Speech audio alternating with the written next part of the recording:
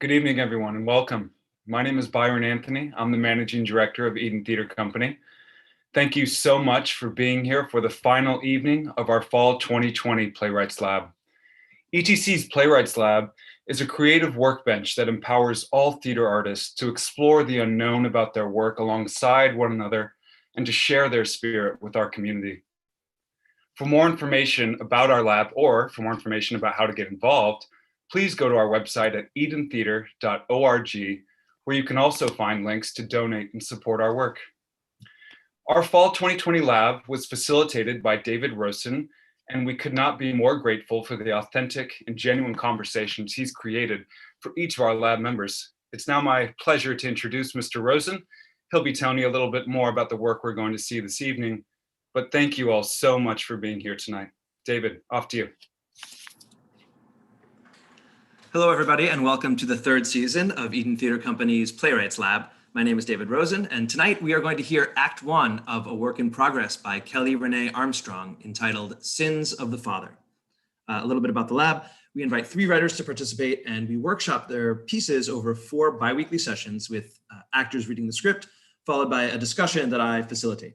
We then assign directors to each play, have 2 rehearsals, and then present them as we are doing tonight. We presented our first 2 pieces of the season over the previous 2 nights, and this is the final lab presentation until the spring. And so we are happy to present Act 1 of Sins of the Father by Kelly Renee Armstrong, directed by Brandis Pelletier, featuring Kiara Jones, Jordan Tisdale, Owen Allen, Salima Sharp, Alan Holloway, Jess Kellner, and Sophie Overwater. Enjoy the reading.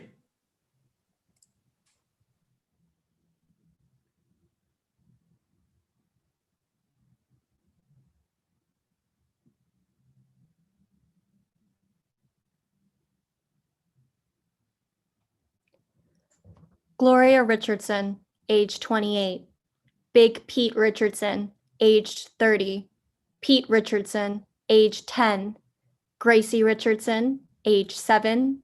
Lenny Bouchard, age 30. And Billy Whitmore, age 27. Act 1, Scene 1. The household is quiet as we see various family members ready themselves for the day. Big Pete stares at a closet full of clothes and the kids at the table.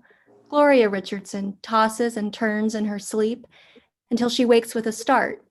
She looks at her empty hand and frantically begins searching the bedding.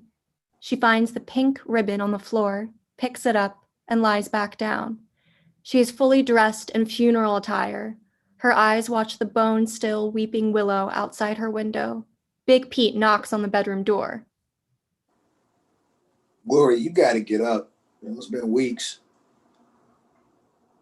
Even if it's just to take a shower, you got to get up. Gloria, I know you hear me. He enters with a pair of shoes. Gloria watches as he opens his side of the closet. It is empty. He places the shoes inside and turns back, noticing his crumpled work clothes on the chair. It's time to put things back together, don't you think? You know, the kid's been asking after you. Listen, Gloria, I hate to bring this up now, but my uniform, it ain't been washed or pressed. Gloria gives him her back. He retrieves his clothes and leaves. Gracie stands at the crossroads looking to him for answers, and Pete pours milk into her bowl.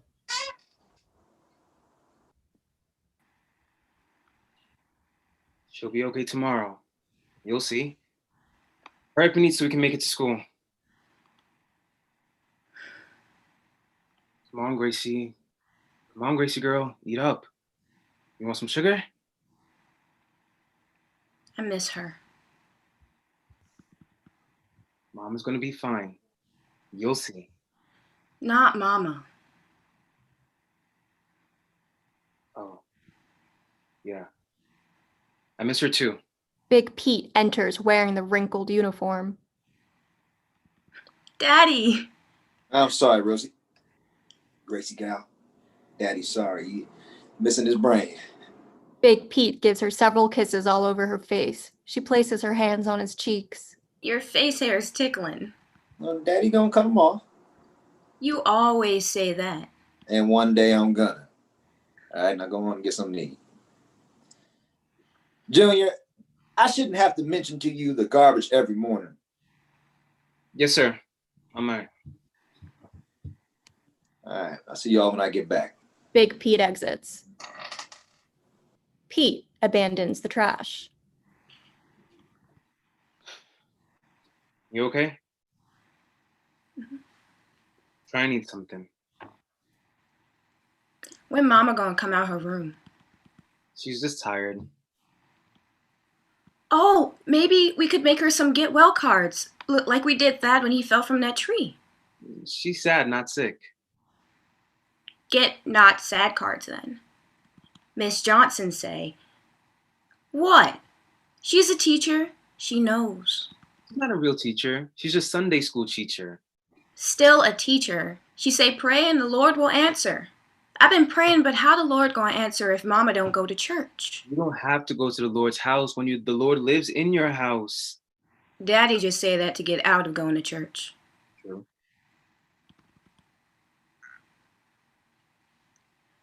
Why they don't tell us what happened? They did. How come we didn't get to say goodbye? Huh? Brother Tolliver had his door open on the box and we saw him. You didn't go to Brother Tolliver's funeral. Bernice told me that her grandpa, she knows. How come Rosie's box was closed? I don't know. She got sick and went to heaven. That ain't what happened.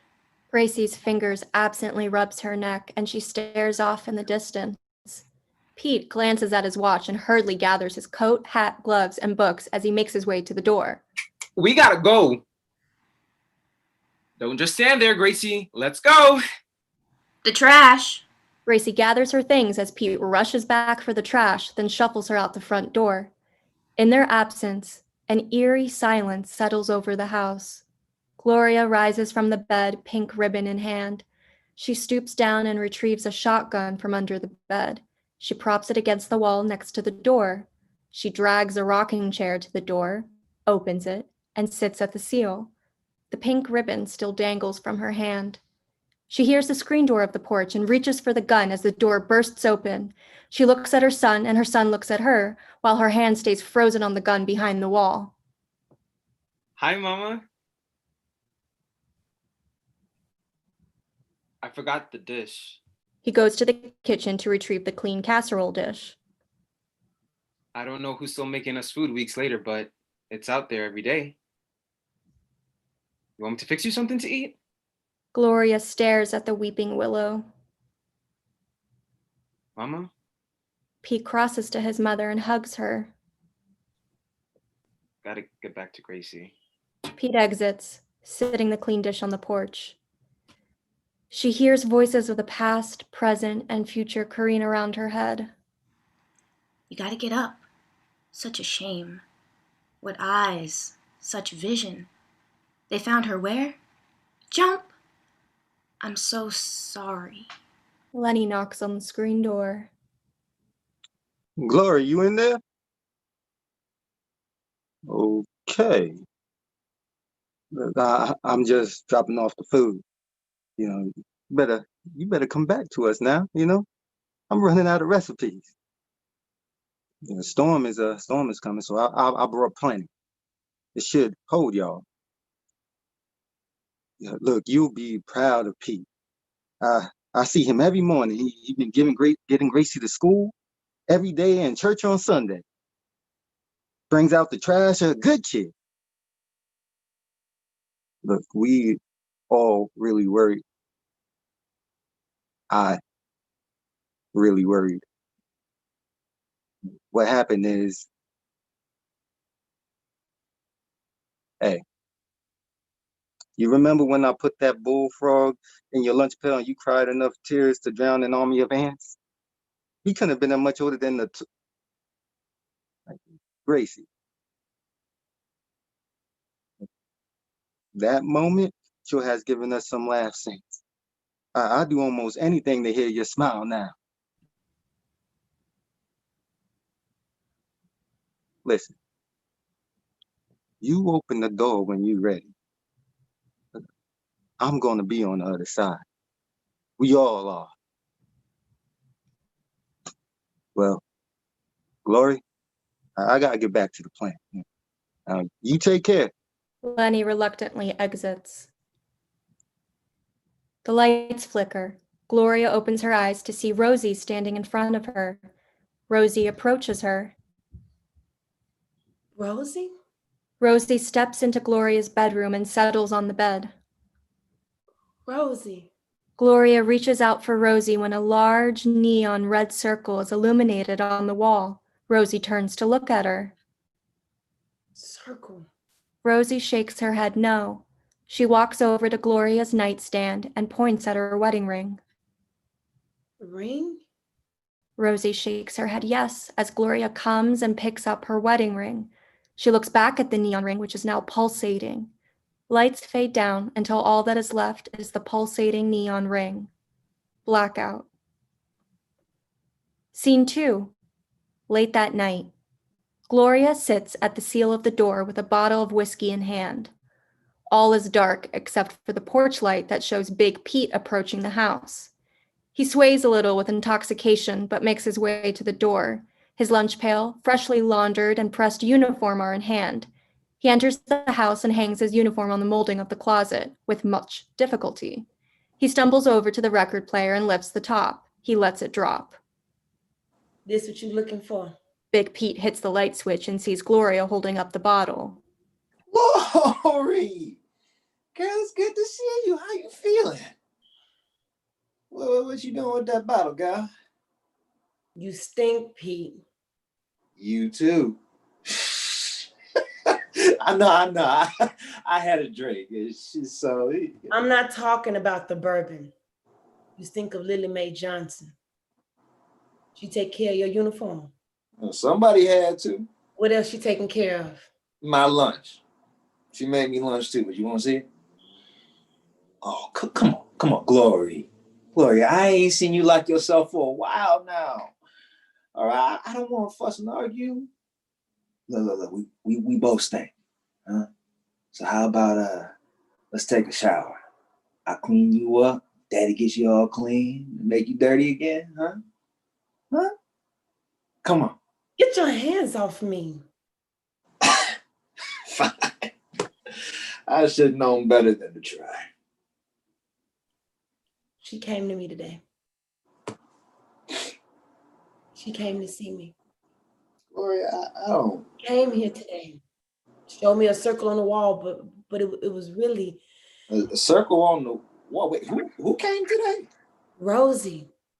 But it was really a ring. A wedding ring. This wedding ring. Gloria, don't do this. Why won't you tell me? I'm not doing this. What are you hiding? You lost your mind? Did you do something, Pete? Just tell me. Whoa, what are you saying? Would you think that I could do that to her? To my own flesh and blood? Answer the question, Pete, or I swear, oh God. Well, I answered the question, No, you did Gloria. not. I answered 1,000 times. Mama?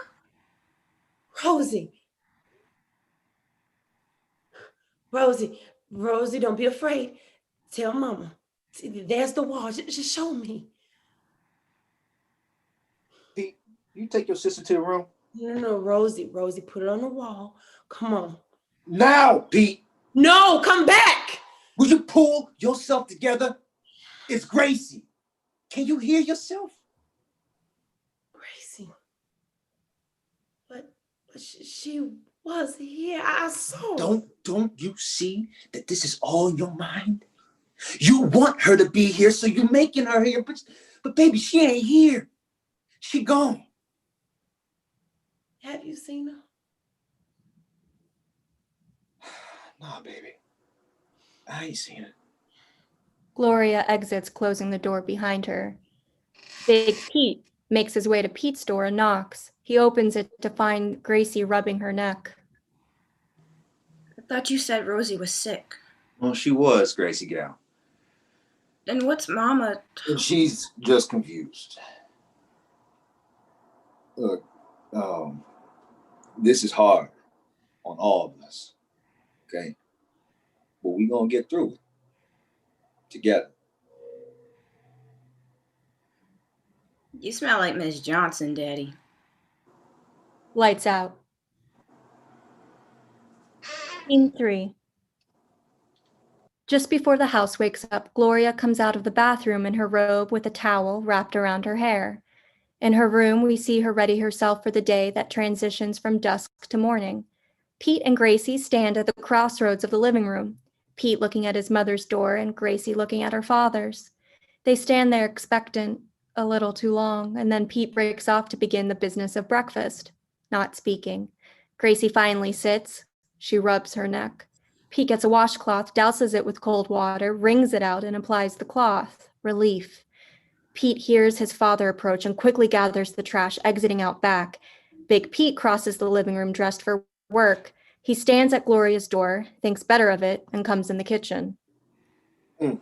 Where's your brother? Taking out the trash. Oh, good. Good. Well, I gotta get to work, Gracie gal. Bye-bye, Daddy. Gracie runs to her father and he swoops her up for a big hug and kiss. You cut your ticklies, Oh, yeah. but you never cut them before. Well, it was time Time for what? to change. How you like it? Still handsome? Always. That's Daddy's gal. Big Pete gathers his things and leaves. He stares at the willow a moment, then exits. Pete enters through the back door and sits at his breakfast. You miss Daddy. Gracie sits at the table and automatically reaches for the sugar, putting in one spoonful after the next. You think we'll see Mama today? Maybe. Last night, is that what sad looks like? Sometimes. I could sing her Jesus Loves Me. She loves that. What are you doing? What you mean? Why are you talking like that? Like what? With all the sugar and singing, you don't sing. I could. Gracie. Everybody was happier when she was here. I just thought Grace. You can't be her. Then we'd be missing you. Gracie nods and takes a bite of her cereal. She puts it down. Too sweet. Pete hands her a banana. Let's eat on the way. They gather their belongings and head for the front door. Pete runs back for the clean casserole dish and leaves it on the porch. As soon as the front door shuts, Gloria comes out her bedroom door. She runs into the kitchen. We hear the fridge door and see her put pots and various foods on the table. She suddenly stops and looks expectantly at the spot where she saw Rosie yesterday. Nothing. She goes to the seal of her door, closes her eyes, and opens them. Nothing. She hurries into her room. Nothing. She begins to cross the threshold to search the rest of the house when she hears the screen door. She stops, listening with her whole body. Gloria? No food today, but so much yesterday on account of the storm. Guess I just like our little morning talks. Pretty much the most I ever talked around you. Guess I just like getting that word in edgewise. Oh, that's for you. Been pressing it since I know it's your favorite. How you been doing? I imagine I can't imagine. I'm not good at this. You know I'm not good at this. Listen, you should know I would do things like things that need to be done. If you needed me to, I would do that for you. We're all trying to understand who would do such a thing. You know who been on my mind lately? Granny. I was a mess that week. Tears pooling in my eyes, having to excuse myself from class like every 10 minutes. I still remember how you prepared me. You said, Lenny, there's gonna be stained hands and closed eyes. I didn't know what you was talking about. Every day I go home and Granny would be in the bed, fists clenched and staring into the sky, wrestling with no one. She fought hard. One day, I came home and her eyes was closed. Now, I hadn't seen her rest so easy in a while. I was thankful. Then I saw her hands. They were open and I knew she passed on. They were stained, her hands, from the purple irises she'd been holding. I asked, how you knew, and you said, I see things. Knew you were special. It gave me the courage to ask if you saw me in your future. You remember what you said to me? I don't see those kind of things, Lenny Brouchard. You seen anything, Lord? Anything that might help us know who done this? Look, I know this is a lie. I just had to ask. Ring. Glory? That you? Ring.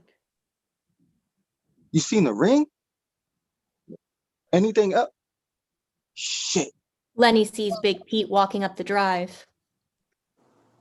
Look, Glory, look, I gotta go. Good work. I'm gonna be back tomorrow. Lenny grabs the dish and meets Big Pete in the drive.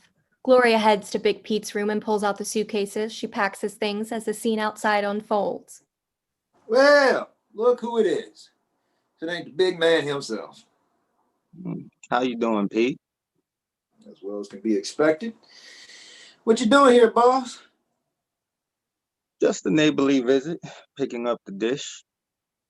Ah, so you've been cooking for my family. Well, that's mighty neighborly of you. It ain't half bad either. You're cooking. See, I'm not much of a cook myself. I always thought that was more of a woman's work. You don't cook, you don't eat. If you're a bachelor like yourself, but I'm lucky. Married well, married young, never been hungry a day in my life. She feeds me well. That's nice.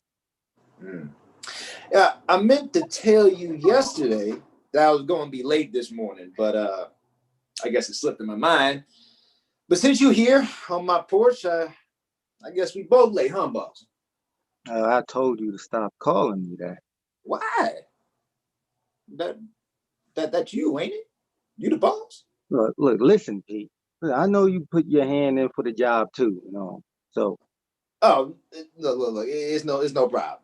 I get it. They pick somebody they can control. No, don't nobody control me. Don't worry about being late. Like you said, you get fed a lot. Thing is, it makes you slow. Satisfaction. Hard for a man to have to get up and go in the morning under those circumstances. I understand. Something I never really understood about you is that you got plenty of money. You got that house over there. Got all the hands up at the church just pecking at your feet. So why don't you just go on and pick yourself a wife and just settle on down, huh? I'm still looking for the right one. You sure she ain't taken? Fair enough. But the right one ain't hiding on my porch. Yeah. We won't be needing your meals no more. It's time that things got back to normal right here. I'll see you around, boss. You be careful. Storms are coming and I got a feeling it's almost here. Lenny exits as Big Pete watches him go. Gloria has hidden Big Pete's things behind the chair in the living room. She is sitting at the kitchen table. Big Pete enters. You up? Yes. Out your room. Yes. You up out your room and Lenny's on the porch. Lenny was here. Yeah. Was he here? I didn't Yeah, know. he's on the porch. I just woke up. I've been hard, difficult, hard. That's what Daddy said his last visit. Gloria, you've become a hard woman. Gloria, Can I cook you some breakfast? You got the time? yeah, just told the boss I'll be in later since I found him on my porch. The boss. The foreman job? Announced it last week. Pete, I'm sorry. I forgot. I know you really want it.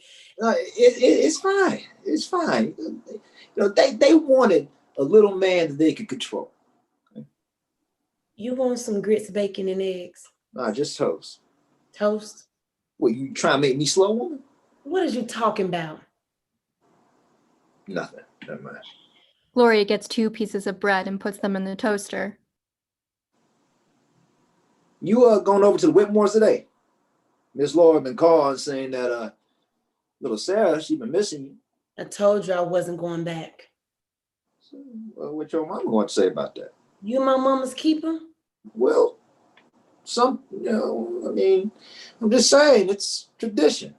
Y'all work for the Whitmores further back than I can remember. I mean, your mother's and then your mother's mother after that. Some traditions are meant to be broken.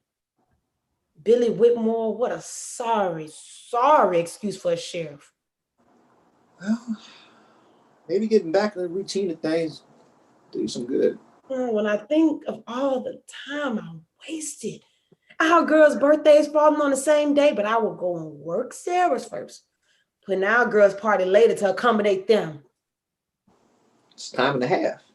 Money ain't everything, Pete. What happened there that Friday? Gloria begins to hear children laughing and looks to the spot where she saw Rosie. Nothing. The laughter lingers now, underscored with the crackle of fire and voices. Ashes. Such a shame. Ashes. Jump.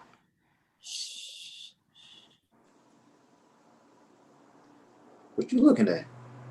You hear that? Gloria, you all right? Baby, you all right? I'm fine. Gloria rushes back to the toaster. She puts them on a plate and sets them in front of Pete with some butter. They burn. Diet toast.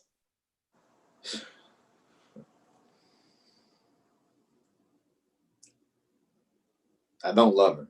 I didn't ask you that. I want you to know. I don't care. Gloria, I want to just talk about the day. Jesus, Gloria. Is this why you out your room? So you can bring that up again? I thought maybe you wanted to see your children. Someone who had bourbon on their breath and the stench of Lily Mae on their dick last night doesn't get to lecture me. Well, those are some strong words for somebody who don't care. You can take comfort in the legs of every harlot in Haven County. I only care about what happened to my child because I left her here with you. I come back and You know, I know it's hard, Gloria, but you have got to forget about this. You got to put it on your mind because we may never know what happened. and that's fine with you. No, but I have a family. I have to be here for the ones who are living. Please, Pete, it's a family you didn't even want. Oh, stop it. What did you say when I told you I was pregnant with Pete? I'll support you whatever you decide. Oh, come on, Gloria. Like there was a decision to be made. There was, and you still ain't made it. Because if you had, I wouldn't find your childhood sweetheart out there on my porch. I chose you. You chose me, or you were pregnant with my child, because there's a difference. Oh, you know, you as stubborn as a mule, Gloria. You used to be so free, as a wild little tomboy with fire in her eyes. Beautiful. The day you told me that you were pregnant with Pete, the light was low, and I would have said anything to get it back. But you wouldn't take the out. I thought, okay, I can love her back to life. It'll come back. And then the years just passed, and we grew apart. And by the time the twins came, that fire was gone. And looking at you, I knew you weren't coming back. Haven't I been a good wife to you? The best, baby. But I never wanted a wife. I only wanted you. And I still only want you. Pete goes over to Gloria and kisses her temple lightly. He places a trail of kisses to her mouth. They kiss deeply, and she leans back onto the couch. He follows as they continue. Hold on. She pulls out the stocking legs. He exhales. She gets on her hands and knees in front of him and removes his shoes, then ties his ankles to the legs of the couch. Tighter. There's nowhere for the wrist. Come here. You want me? You tell me. I want you. Tell me what I want to know. I need to know. God damn it, Gloria. God, you think that you're the only one hurting, but it's not true? If you came out your room, you would see. Baby, the only way we gonna get through this is together. You know, maybe we should just tell him. I have to know what it is first. Well, that she didn't get sick. The whole truth, Pete. We don't know the whole truth. At least everything you know. I told you everything. One more time. I can't keep doing this. Please, Pete. Gloria places her hand on his thigh and rubs lightly. I didn't see her. I only saw the table. Before that, start from the beginning. She came in here and she asked to play with some friends. Who? I don't know. I didn't see them. How come? You just said you came in here. Here, mean in the living room. Yeah. So you were in the living room. Yes, Gloria. We sitting right here, Pete. You can see the front. I was in the kitchen. You just said you were in here. Here, mean in the living room. So which is it? When she came in, I was in the kitchen getting a beer. One beer or two? What? One beer. So you were drinking while you were watching my daughter. I had a beer, Gloria, while I was watching our daughter. Then what happened? She went out to play and I sat here, drank a beer and watched the television. That television. It's the only one in the house, Gloria. You know why I went home that Friday? You came home upset from the Whitmores. I figured it had something to do with that. I was. But that's not why I went. I've been having these dreams of snakes for months now. I couldn't figure it out, but it scared me. The snakes, they never attacked. But that Thursday night, it bit me. Couldn't get back to sleep, so I stayed up and went on to work. Dream hounding me all day, and then, well, I thought I should go to Mama and tell her. You know, she's good at interpreting things. She got sight better than mine. What did she say? She gave me this. Gloria pulls out a small bottle of oil. Told me to keep it on me at all times. I was to bless the house, to slather it on the doors and the window frame. She say, there may be a snake in the grass. Real or not, I had to be ready. So then she gave me this. Gloria pulls out a small pistol and holds it in her hand that rests on Pete's thigh. His eyes lock on the gun. Told me to keep this on me too. If it was a real snake, I was to shoot it and then burn the carcass so no one would follow. But I came home and found out about Rosie. I forgot all about what Mama said till this morning. Today, a dream of snakes woke me up for the sun, scared me. But I got to thinking about the kids and all the work you must have had to do while I was grieving in my room. I felt bad. because a wife is supposed to be a helpmate. So I got up and headed for the shower, but I remembered my oil and my gun. I was going to clean, anoint the house, and hunt for the snake. I started cleaning in the guest room first. You know what I realized? It's the only room in the house where you can't see the willow. Isn't that funny? All this time growing up here, and I never really thought about it till before.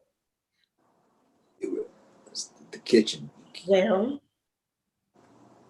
if you're at the sink washing the dishes, your back is to the willow. But how often do you do that? So I'm cleaning and I find these on the floor under the bed. Gloria sets 4 bottle caps on the coffee table in front of them. She looks at Pete, who has tears in his eyes. He opens his mouth to speak. Shh. We're going to get through this together. Then I found the stockings under the mattress.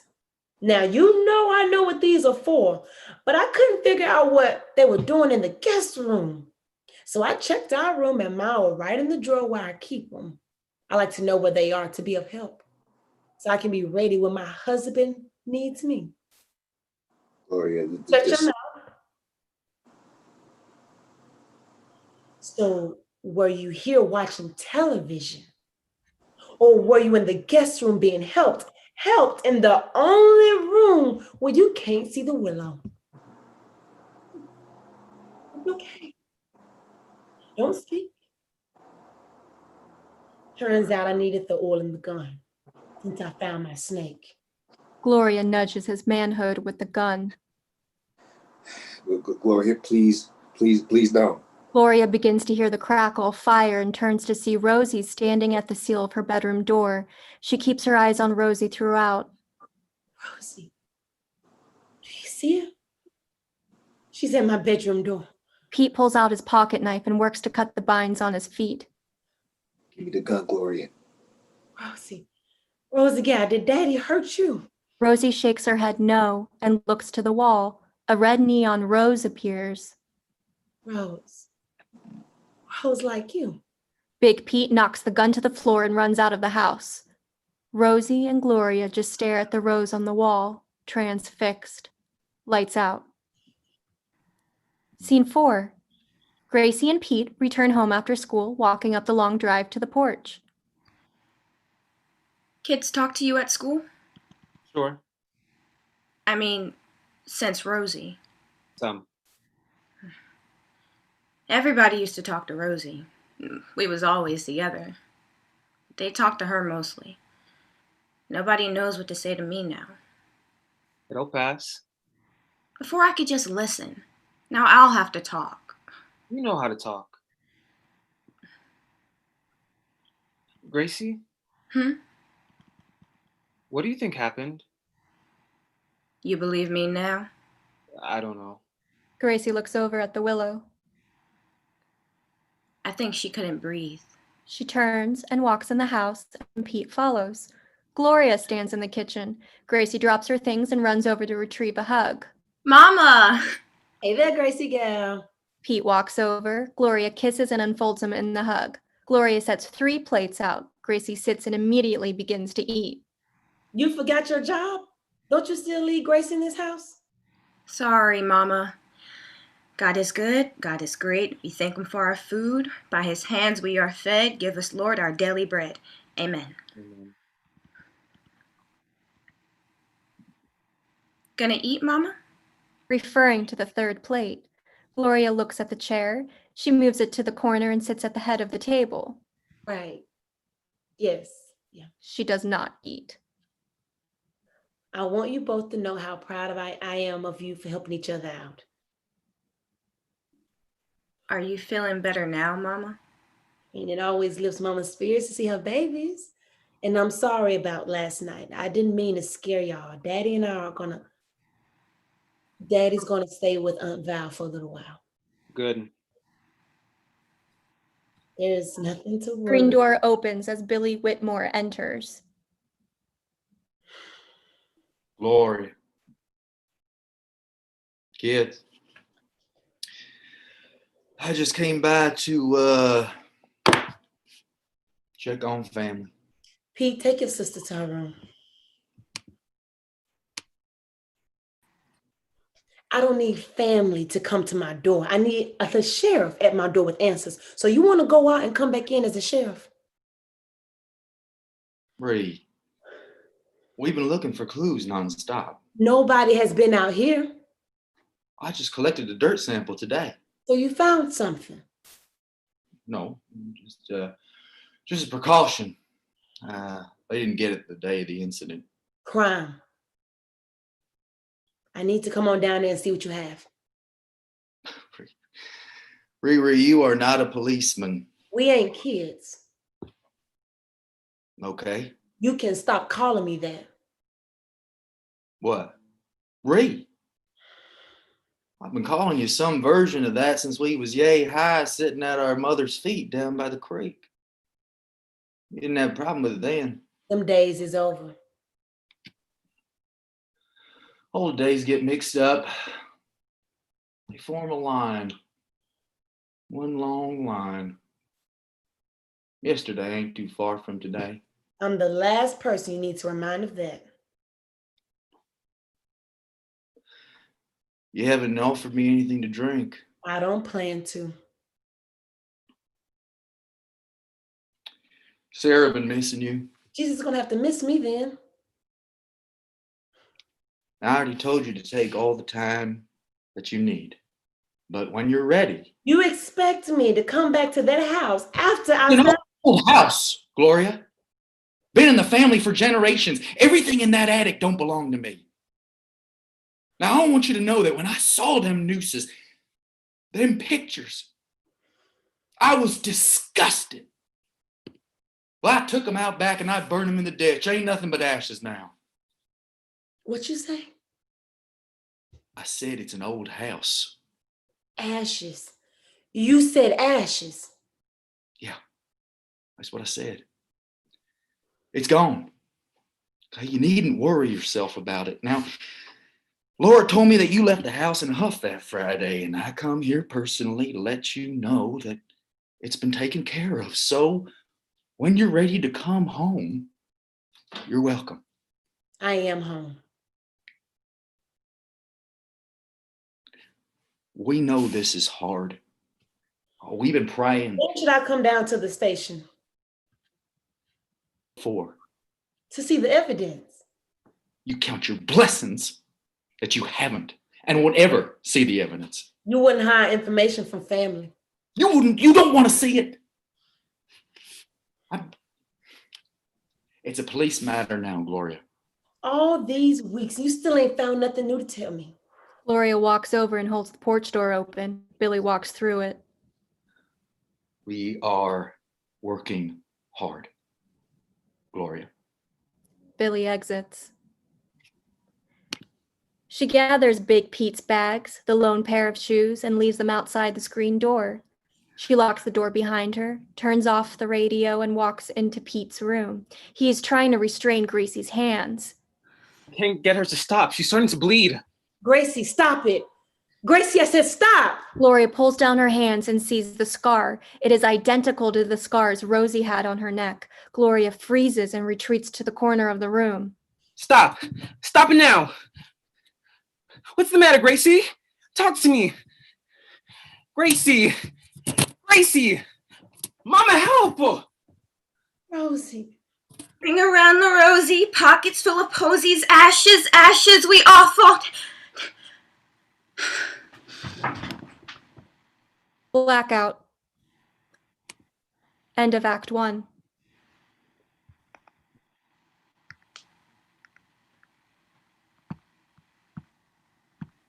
Awesome. Thank you guys so much for joining us for our production of our ETC Lab show, Sins of the Father, written by Kelly Renee Armstrong. I just want to take a moment as I appreciate you guys spending your Wednesday night with us. I want to bring our artists out, including our director and writer, if they're here. Come on out, guys. Awesome. Thank you so much for tuning in. As I know right now, this is considered theater, and we are so proud and honored to be doing this with you guys.